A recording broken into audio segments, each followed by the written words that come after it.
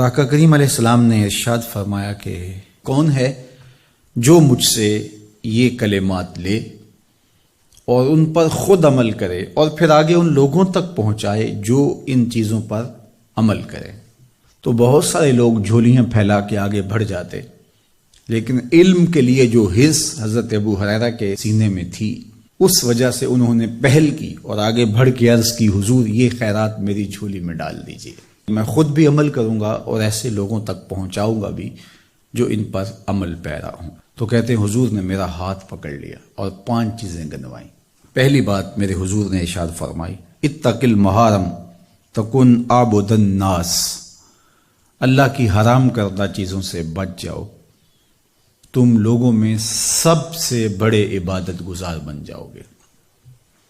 نیکی کرنا بہت اہم ہے، لیکن یہاں جو تعلیم دی گئی، نیکی کرنا بہت اہم ہے، لیکن یہاں جو تعلیم دی گئی وہ گناہ سے بچنے کی ہے۔ ایک شخص رات کو 100 نفل پڑھ لیتا ہے، لیکن صبح اٹھ کے کسی کا حق غصب کرتا ہے، کسی کو گالی دیتا ہے، جھوٹ بولتا ہے، کم تولتا ہے، کم ناپتا ہے، اللہ کے احکام کو توڑتا ہے، اور دوسرا شخص ساری رات عشاء کی نماز کے بعد سویا رہا اور دن کو فجر کے بعد اس نے جھوٹ نہیں بولا، کسی کو تنگ نہیں کیا، اللہ کی مخلوق کو ضرر نہیں پہنچایا، تو شریعت ایسے شخص کو پسند کرتی ہے جو اللہ کی حرام کردہ چیزوں سے بچ جائے۔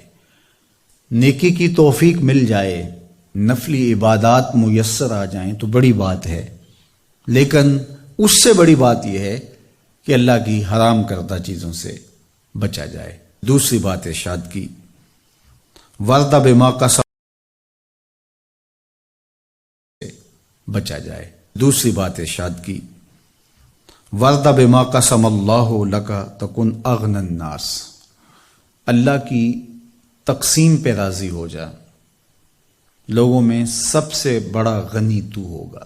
دولت کی کثرت سے بندہ غنی نہیں بنتا، کتنے دولت مند ہیں، نفس کی کمینگی ہی ختم نہیں ہوتی۔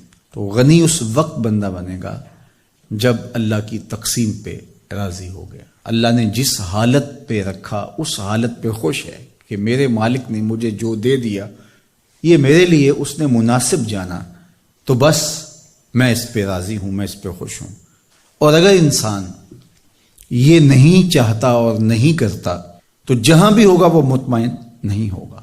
پھر ارشاد فرمایا، وَأَحْسِنْ إِلَى جَارِكَ تَكُنْ مُؤْمِنًا، اپنے ہمسائے کے ساتھ سلوک اچھا کر، اپنے ہمسائے کے ساتھ سلوک اچھا کر، تو کامل مومن ہو جائے گا۔ جو آپ کا ہم سایہ ہے تو آپ کا سایہ شفقت کا اس پر پڑنا چاہیے۔ آپ کا ہم سایہ آپ کی طرف سے سخت دھوپ میں اذیت گوارا نہ کرے، بلکہ آپ کے ہم سائے کے آپ ہم سائے ہی قرار پائیں۔ تو آپ کے ایمان کی کسوٹی یہ ہے، آپ کے مومن ہونے کا معیار یہ قرار دیا گیا کہ آپ اپنے ہمسایوں کے ساتھ کیسے ہو۔ چوتھی چیز، وَأَحِبَّ لِلنَّاسِ مَا تُحِبُّ لِنَفْسِكَ تَكُنْ مُسْلِمًا، اگر تم کامل مسلمان بننا چاہتے ہو تو جو اپنے لیے پسند کرتے ہو تمام مخلوق کے لیے وہ پسند کرو۔ اب کوئی شخص یہ مزاج اپنی طبع میں راسخ کر لے تو معاشرے کے اندر نظیر بن جائے گا کہ جو ہم اپنے لیے پسند کرتے ہیں وہ ہم اپنے دوست کے لیے، بھائی کے لیے، ہمسائے کے لیے، عزیز کے لیے، رشتہ دار کے لیے پسند کریں۔ اور 5ویں بات، وَلَا تُكْثِرِ الضِّحْكَ فَإِنَّ كَثْرَةَ الضِّحْكِ تُمِيتُ الْقَلْبَ، ابو ہریرہ زیادہ ہنسا نہ کرو، زیادہ ہنسنے سے دل مر جاتا ہے۔ مسکرانا تو سنت ہے، مسکرانا حضور کی عادت تھی، جس کی تسکین سے روتے ہوئے ہنس پڑیں، اس تبسم کی عادت پہ لاکھوں سلام۔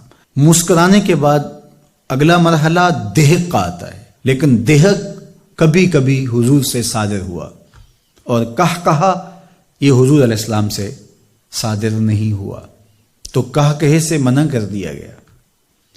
دہک کبھی کبھی ہو اور تبسم آپ کی زندگی میں شامل ہو۔ اللہ اس حدیث پاک کا نور ہماری روحوں میں اتار دے اور ہمارے باطن میں چراغاں کرے.